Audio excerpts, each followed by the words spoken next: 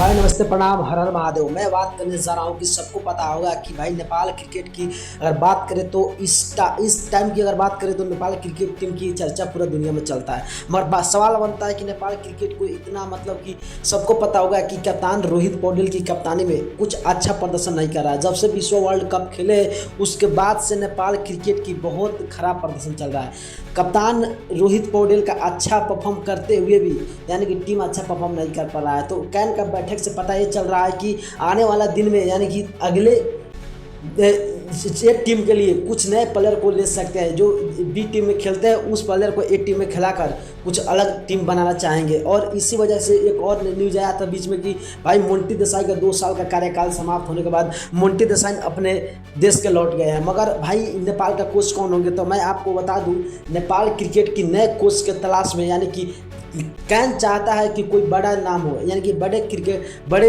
हो। तो भाई ऑस्ट्रेलिया जैसे, श्रीलंका जैसे, वेस्ट इंडीज जैसे यानी कि कोच आ सकते हैं नेपाल में और आने के लिए इच्छुक भी है। क्योंकि लगातार दिख रहे हैं हम लोग का परफॉर्म बहुत अच्छा चल रहा है, नेपाल का परफॉर्म बहुत अच्छा चल रहा है। तो शायद इस वजह से आ भी सकता है। तो आप लोगों को क्या लगता है कि आप छोटा सा कमेंट कर देना कि कौन सा देश के कोच आ सकते हैं, और नए हो तो चैनल को सब्सक्राइब करके लाइक कर देना।